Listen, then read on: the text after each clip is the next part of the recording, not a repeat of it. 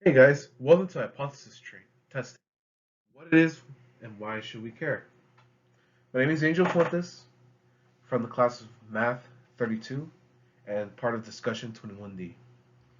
So let's get started.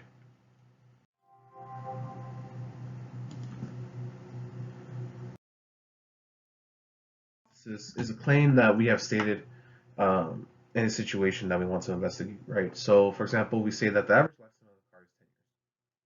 Now, we haven't proved this yet. We haven't set any data to it.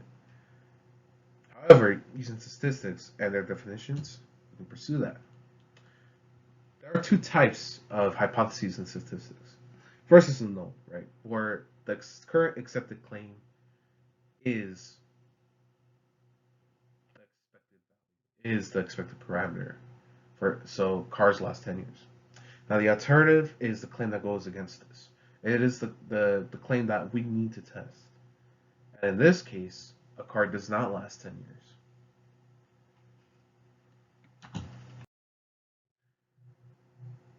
So to test this, we're given a confidence percentage.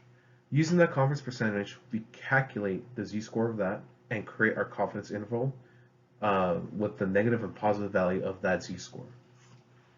Using the confidence interval, we can then obtain the z-score of our outcome versus expected value, and if the z-score does or does not fall in, that results in the possible outcome for our test.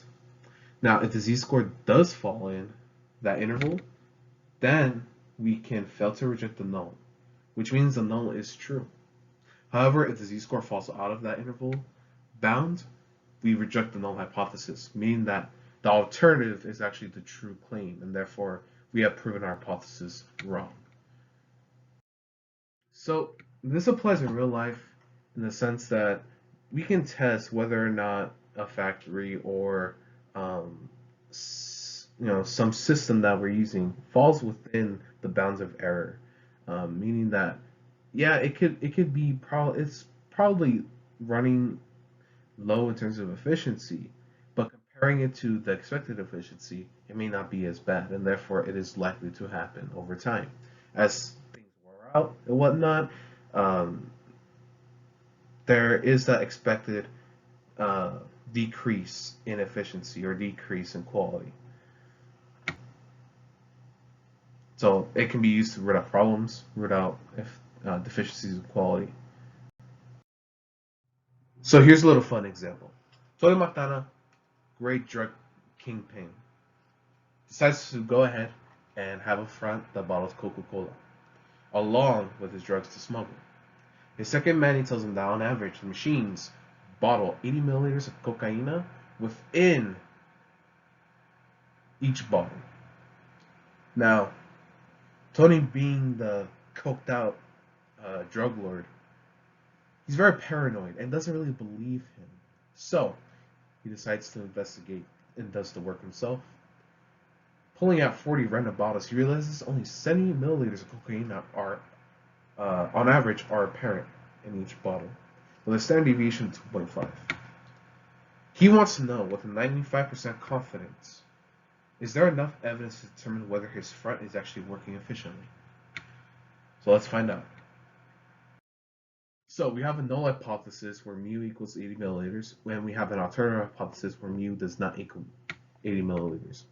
Our given data, where the sample mean is 78 milliliters, our standard deviation is 2.5 milliliters, and our sample size is 40 bottles. Now, our confidence interval. Since we are given a 95% confidence rate, the z-score is 1.96.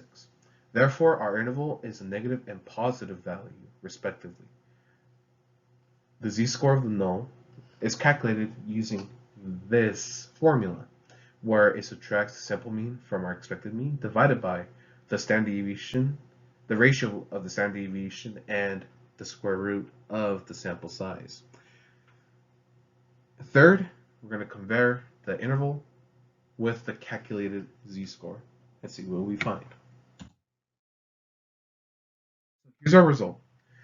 We used the equation, it plugged in the numbers, and we got a z-score of negative 5.06. Now, when we compare this to our interval, it shows that, oh, we are actually way out of bounds of our 1.96 value, or negative in this case. Therefore, the null is proven false, mainly because it's unlikely to happen, rendering that our alternative hypothesis is a true claim. Hope you had a great time as I did, and have a great night.